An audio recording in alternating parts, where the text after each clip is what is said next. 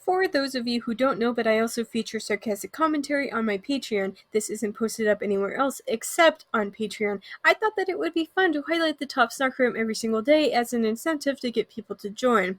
I spent literally one day wrapping up the last 2 chapters of Unforgiven. Literally just one day, and I hate myself because of that. I sped through Unravel Me a lot faster than I thought possible because there were 73 chapters, but I somehow managed with time to spare to start Dune, and Dune... Hoo boy, Dune. Can we not? And I've been saying this and I'll keep saying it, but if Lilith didn't want to be sad, maybe she shouldn't have called off the wedding over something so goddamn stupid. And what's worse than Mafi's metaphors, her metaphors about sex. Ugh. And yet he's acting like he's somehow surprised over her reaction towards all of this. Tell me that you don't know how psychology works without telling me that you don't know how psychology works. They start to make out, and the narration is bogged down with a miasma of purple prose. Lord, is it unholy. I can't even imagine being the editor for this shit-fork writer. Not only is it a giant plot hole, but it's also unrealistic as anything. Castle is about as useful as a tissue house in a hurricane. Why us? Asked the main character of the series. So you know those scenes in the superhero movies where the tech guy is like, look at all of this cool gear, and the movie spends several minutes panning over various things? Yeah, that 100% does not work in book form. Ask me how I know. Go on, ask. It beats us around the head with, he's evil, but couldn't even be bothered to tell us his forking age. Adam runs off because reasons. The author writes 100 words when one would do, but she can't be bothered to tell us the reason behind character actions. Well, I guess that it's not a cloud, so she doesn't care. But why does this read like the chorus to some bizarre pop song? Am I putting more thought into this than the author? 100%.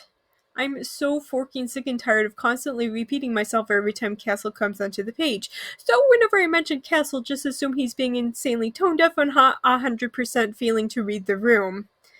That would require Juliet to stop her pity party of one for more than a singular page. Fork, that would also require Juliet to actually have a conversation with Adam rather than to make kissy face with him and then feel bad that she hurt him. Warner then says a lot of stuff about how Castle is a piece of shirt who will never lead anybody anywhere, let alone have them take over the reestablishment and dismantle it. We're 62 chapters in, and this is literally the first time Juliet has mentioned that yes, she actually does own other clothes. She says this like it's not a big deal. No mention of them ducking behind old cars or the sides of buildings. She's out there living in the dystopia version of Dodgeball, a true underdog story. It took literally 2 books to get to the singular point. I've changed my mind. This isn't a hero origin story, this is a villain origin story. I think it's really funny that the author came up with names like Kaladin and Atreides, but the main characters' forenames are short like Paul and Jessica. Like Batch. I have 3 cousins named Paul, and I went to school with like 5 Jessicas. Try harder, dude. And I short you not, the guy's name is Gurney. It's like playing gosh darn Mad Libs up in here. The entire time, Dr. Yue keeps thinking about how he's going to betray the family, and it's not even foreshadowing, like it's literally just text. He outright thinks at the reader about how he's going to betray Leto. I'm done. This is just forking turbo writing. What the hell? Zero awareness of how the heat of the planet probably makes the water evaporate like crazy. Nope.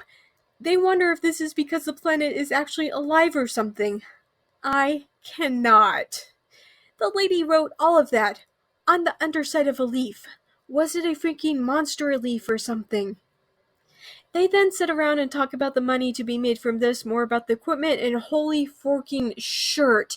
Is it boring? He watches the sunrise and thinks that this is a beautiful place, but then he sees people come along to literally gather dew from flowers, and then he's like, no, never mind. Things get tense when Dr. K and the banker start to have words. Holy forking shirt, I don't forking care. The dude ends up accidentally killing himself eating a hard candy. Jessica figures out pretty quickly that Yue sold them out, but never once questions why he would have. or even why the man would know her exact weight and the rate of her metabolism. He's a doctor, but he's also Paul's teacher. None of this is ever actually explained. That Jessica is the Baron's daughter, which, okay, sure, why the fork not? I know that old books were the start of a lot of tropes, and that Dune launched a lot of franchises, including things like Star Wars, but at the same time, I see that this trope was trash even in the beginning. Thanks for listening. Be sure to come back next month for more out of context Patreon comments.